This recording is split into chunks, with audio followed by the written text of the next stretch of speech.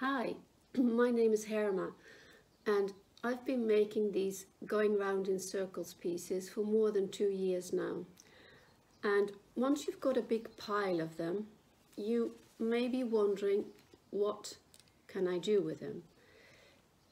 There are lots of tutorials on my channel showing you how to make things with them, and today I'm going to show you how you get from this to that. Let's have a look at what you need. First of all, you'll need one of your going round in circles pieces. If you don't know how to make them, check out the tutorials on my video channel to make your own. Then you'll need a piece of background fabric that's big enough for the frame you'll be using. You'll need a piece of batting that's slightly bigger than your background fabric, and a piece of backing which is bigger than your batting. Of course, you'll also need a frame, and I use these from a well-known Swedish warehouse, but of course you can use any frame you like. Before I start working with my going round in circles pieces, I always zigzag round the edges with a very thin, almost invisible thread. That gives me one edge to work with instead of having to work with two, one of the batting and one of the fabric. So that makes your life a lot easier. So the first thing you need to do is zigzag around the edges of your square. The next step is marking a square in the center of your background fabric, which is the same size as the piece you're going to put on it. So mine are all 4 by 4 inches, so I'm going to mark a 4 by 4 inch square on my fabric.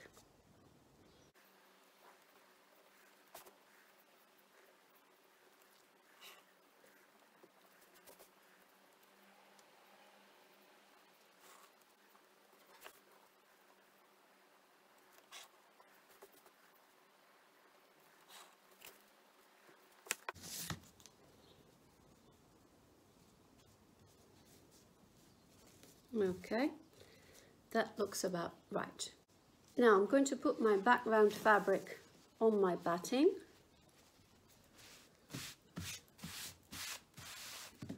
and pin it.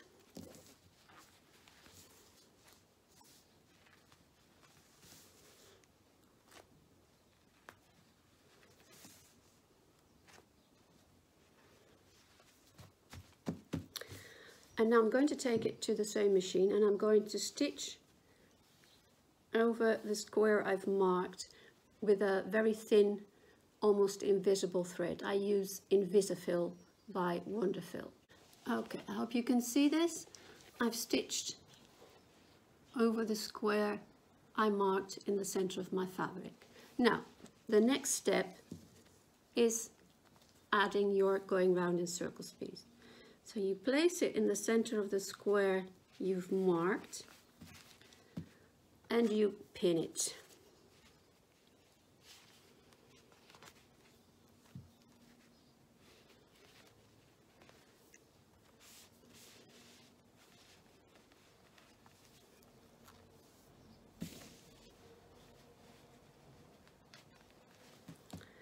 And then you take it to the machine, and once again with a very thin, almost invisible thread, you stitch it down round the edges.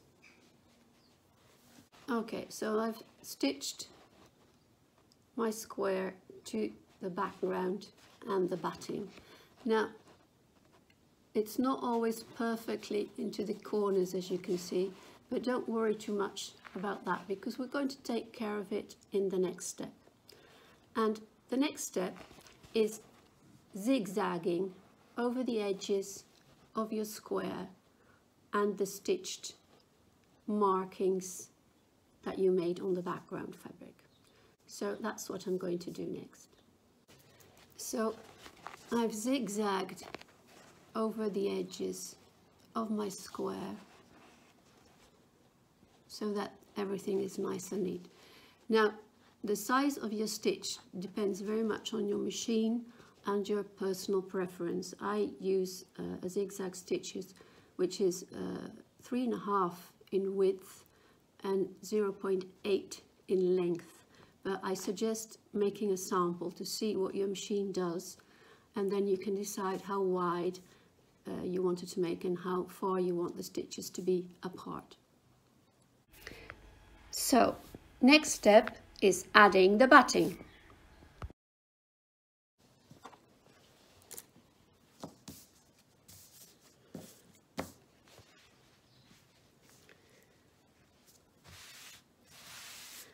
And I'm going to do that by stitching some straight lines around the outside where you won't see them once you put it in the frame. So the stitch lines are out here. I do mark them first because that gives me a neater line, but if you can't be bothered, just make sure that you're outside of what's going to show once you frame it. So I've stitched my lines so that the backing is now stitched to the rest of the piece. So the next step is marking the size I want my piece to be, and then I'll give it another line of stitching just inside the size I'm going to cut it to, and then I'll do a zigzag around the edges to finish everything off. And that's it, all done. You can see the zigzagged edge I used to finish it. I use a slightly wider and longer zigzag stitch for this edge, but once again, make some samples so that you know what your machine will do. Now the only thing left to do is frame it. And here it is, all done.